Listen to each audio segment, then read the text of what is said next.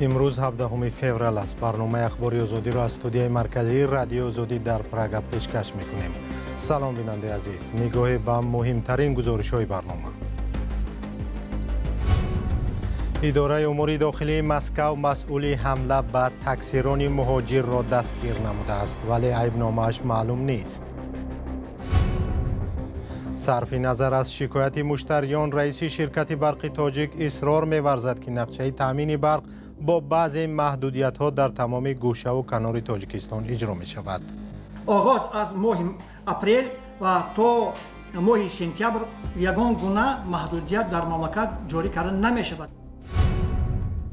پایوندان یک نورس از پنجکین میگویند پسرشان بر اثر لطوکوب همسنفانش درگذشت. آموزگاران نظری دیگر دارند. یکدیگر یک تخت زده باشندم که فکر میکنم این یگان خیلی ضرر جسمانی هم گرفتگی نبود. شروع کنیم از روسیه. اداره امور داخلی مسکو راننده ماشین ورزشی را که به طرف مهاجری تکثیران آتش کشیده بود بازداشت نموده است. در این باره ریاست امور داخلی پایتخت روسیه گزارش می‌دهد. تفصیلات این حادثه پرسر و صدا در شبکه‌های اجتماعی در گزارش همکارمان شعلوی گلخوجه پیشکش می‌شود. به قبل اداره امور داخلی مسکو روز جمعه 14 فوریه بین دو راننده مناقشه برخواسته راننده ماشین ورزشی به طرف تاکسی از سلاح تروماتیکی آتش گشود. سپس ماشین ها به هم زدند.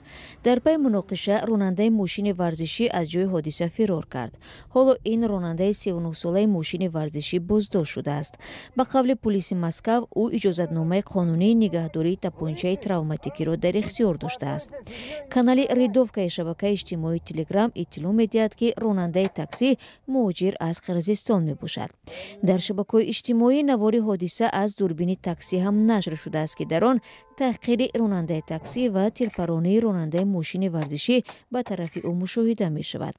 در روسیه بعد حمله مرگبار به تالار کنسرتی کراکوس مهاجر ستیزی و بخصوص بدرفتاری با مهاجران زیاد شد.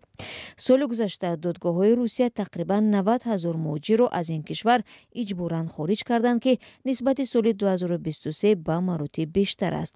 حبیب الله واحدزاده داستانی کل تاجیکستان هم ضمن نشست خبری روز 14 فوریه در دوشنبه تعداد شهروندان تاجیکستان را که سال گذشته از روسیه اخراج شدند 30,000 نفر گفت.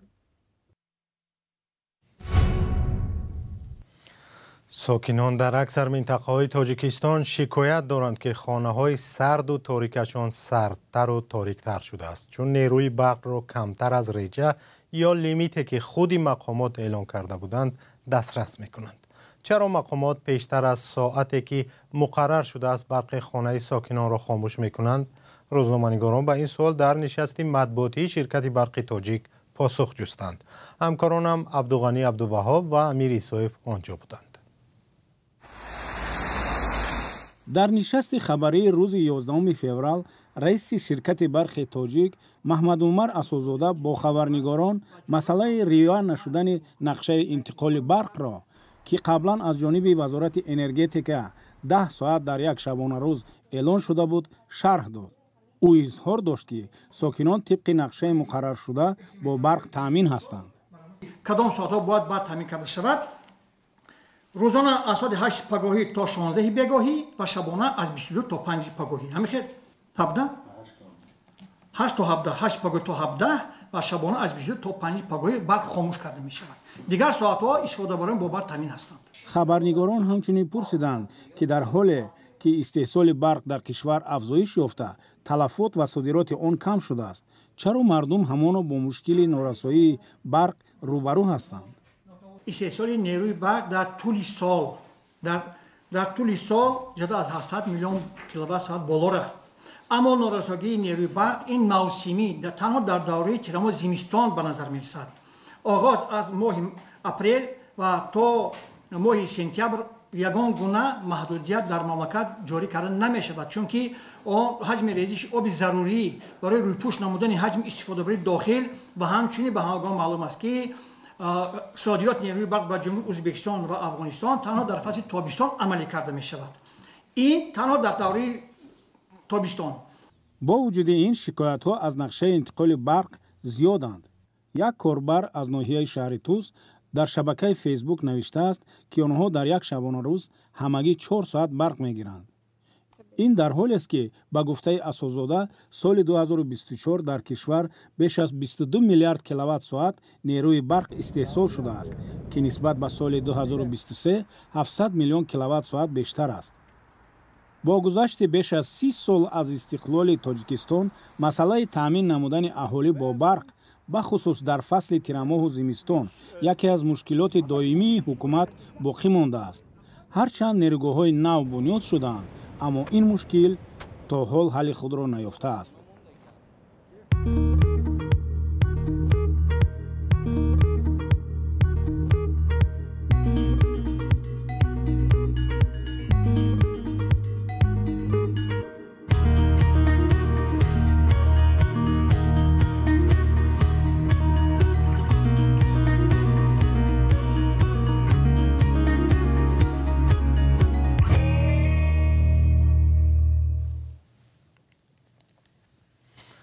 در مرگ یک نورز در پنجکین نزدیکانش همسینفانی او را گناهکار می‌دانند. پیوندان امامعلی صمدوف میگویند او از سوی همسینفانش لطوکوب شد و پس از این بیمار شده از دنیا درگذشت. آنها شکایت دارند که مقامات مرگ فرزندشان را درست تحقیق نکردند و آنهایی که او را لطوکوب کرده بودند جزا نگرفتند. آموزگاران مکتب به این حادثه نظر دیگر دارند. فرزان محمدی از شهر پنجکین گزارش می‌دهد. من انچه عذاب دادن گفت شما یک بار. خانواده عائله صمدوف تقریبا یک ماه باز ماتم دارند. پسر 17 ساله آنها امامعلی صمدوف سنه 19 ینور در بیمارستان شهری پنجکین وفات کرده است. پدر و مادرش میگویند تشخیص پوره طبی را نگرفتند ولی سبب مرگ فرزندشان را در لطوکوب همسینفانش میدانند.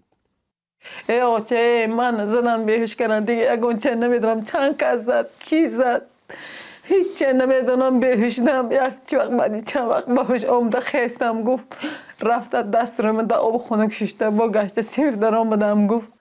حادثه به گفته پیوندان امامعلی و آموزگارانش در اولی ماه دکبر سال 2024 رخ داده است. مادر امامعلی میگوید اول فرزندش از شرم حادثه را نگفته فقط از درد سر و دل به حضوری شکایت میکند. بعد فاش شدن حادثه او را به معاینه میبرند. همون مغزی سرش تکان خوردگی همین نادرست دلش حرکت کرده شده است. قوت بچه نمیرسد گفته شما باید این همین بیمارخانه حتما خوابانید گفته از سببی که همون چه وقت دست و پول نبود مجبور من پگیش گشته گرفته آمدم بچه بدی. آموزگاران مکتب رقم 1 شهر پنجکین جای داشتن مناقشه را بین مکتب بچگان تصدیق میکنند ولی سبب مرگ امامعلی صمدوف را در دیگر چیز میدانند. با این وجود از سوی مأموریت معارف و مدیر مکتب راهبر صنف و روانشناس سرزنش تعیین کردند. یکدیگر یک دقیقه زده باشندم که فکر میکنم این یگان خیل ضرر جسمانی هم گرفتگی نبود، یگان خیل ضربی زدن هم در یگان جای وای ما احساس نکردیم. امامعلی تقریبا 20 روز در بیمارخانه شهری بستری شده و بعداً فوتیده است. پیوندانش از تشخیص طبیبان محلی ناراضی‌اند و به گفته آنها با این راه عاملان حادثه را پنهان میکنند. اوچم چند جاها رفتم میلیسه ها هیچی نگفتن همه نمیدونم پول قطی دادم چی کاری کردم تمام دیگه هیچی نپرسید دروغ بر دروغ چی براورن خون سفید دو چیز براورن آدم خون سفید در پاچه راست نمیستد اکام تا مرگش در پاش راست بود. پیوندان امامعلی برای تحقیق مرگ فرزندشان به نهادهای قدرتی و حفظ حقوق انسان مراجعت کردند ولی به گفتهشان تا حال جواب دلخواه نگرفتند. آنها در مرگ فرزندشان چند همسینفش را گناهکار می‌دانند. دادستانی منطقه در نامه جوابی نوشته است که حالت به پرگی بررسی کرده می شود. مقصد اساسی من این که حقیقت روی آب آید زیرا که فرزند من لطوکوب شده است زر خورده است از دنیا گذشته است. مرگ نورسان و طالب علمان در مکتب‌های تاجیکستان حادثه نو نیست. سال گذشته نیز به ادعای والدینش یک نورس 10 ساله در مکتب شهر وحدت لطوکوب شده و سپس فوتیده است. مقامات رسمی در این باره تفصیلات پوره نمی‌دهد و تقدیر سببگاران حادثه چی شده است نامعلوم می‌ماند. فرزان محمدی، رادیو آزادی، شهری پنجکین. وزارت کارهای داخلی تاجیکستان میگوید اگر سازمان امنیت و همکاری اروپا مبلغ گذاری کند میلیتسیا را به پلیس تبدیل می‌دهند. رمضان رحیمزاده وزیر کارهای داخلی تاجیکستان گفت که در طرح قانون درباره پلیس آماده می شود. میلیتسیا با پلیس عوض شود چی دیگر می شود؟ در گزارش همکارم ارشاد سلیمانی و براد یوسفی بینید. برای پیشگیری حالت‌های رمضان رحیمزاده وزیر کارهای داخلی تاجیکستان از آماده شدن طرح قانون درباره پلیس خبر داد. او در نشست خبری نهاد زیر رهبریش گفت تبدیلی میلیسیا به پلیس به خرج کلان نیاز دارد. این در حالی است که روند اصلاحات با سرمایه‌گذاری بین المللی 12 سال پیش سر شده ظاهرا تا حال نتیجه نظررس نداده است. لایحه قانون آماده شدگی هست. البته با تشکیلات‌هایی که با ما همکاری دارند اساساً OBC ما گفتگوشنی داریم برای مبلغ‌گذاری و در آینده این مشکلات حل کردن. ما نماینده مخصوص مقامات کارهای داخلی اوید به اصلاحات میلیسیا تعیینات شدگی است گنرال صفی‌الله عزیزلوزاده. از آغاز اصلاحات تا سال 2021 برای اجرای آن از بودجه دولت 1 میلیارد و 18 میلیون سامانی و از حساب سازمان‌های بین المللی 493 میلیون سامانی مصرف شده است.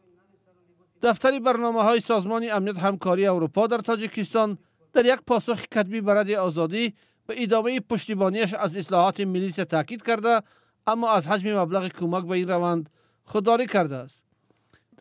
به نوشته این نهاد، دفتر سازمان امنیت همکاری اروپا در دوشنبه وزارت کارهای داخلی تاجیکستان را در بازنویسی قانون درباره پلیس حمایت مالی کرده، برای تشخیص قانون کارشناس بین المللی را جلب کرده است. همچنین دفتر سازمان امنیت همکاری اروپا نوشته است که آنها با موافقه رسیدند که در پایان ماه فوریه لایحه کارکرد شده را با حضور کارشناسان بین المللی و نماینده های سفارتخانه ها و سازمان های بین المللی ارزیابی کنند. 6 سال پیش در حاشیه یک جلسه گروه کاری عاید به اداره اصلاحات میلیسیا اونیفرم یا لباس پلیس تاجیک معرفی شده بود. آن زمان رمضان رحیمزاده وزیر کارهای داخلی تاجیکستان گفته بود برای گذریش از نظام میلیسیا به پلیس تمام ساختار تا جزئیات باید تغییر داده شود. عوض نمودن نام میلیسیا با پلیسیا این تغییر پوره تمام خصوصیت‌های و قابلیت آن رو در نظر دارد. یعنی محتوای اون باید تغییر داده شود. مثلا حجت گذاری، نوشته جزوهای گوناگون، علامت‌ها، گلدوزی‌ها، شتم‌ها، مهرها، بلنک و بسیار دیگر. این چنین اهمیت نهایت مهم را تغییر داده مفهوم کارمندان اشغال می‌نماید. بنابراین باید برنامه‌های درسی، کورس‌های تربیوی، کنفرانس‌ها، سمینارها در این جهت تشکیل شود. در گذشته رمضان رحیمزاده بارها سازمان امنیت همکاری اروپا را برای اجرا نکردن مسئولیت‌هاش در سمت مبلغ‌گذاری انتقاد کرده بود. اما دفتر برنامه‌های سازمان امنیت همکاری اروپا در دوشنبه گفته بود این موضوع را شرح نمی‌دهد.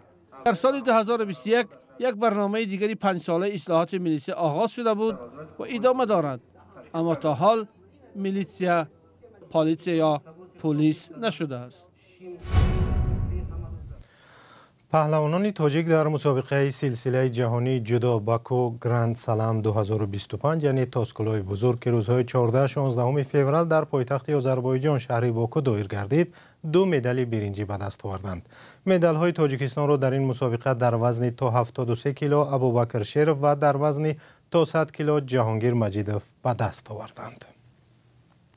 سپاس که اخبار آزادی را تماشا کردید. فردا در همین ساعت و لحظه با خبرهای تازه برمیگردیم، ولی شما تا اون لحظه خبرها را با عکس و ویدیو از صفحه‌های رادیو آزادی در یوتیوب و تیک تاک، تلگرام و اینستاگرام، ایکس و ادنا کلاسنیکی پیگیری کنید.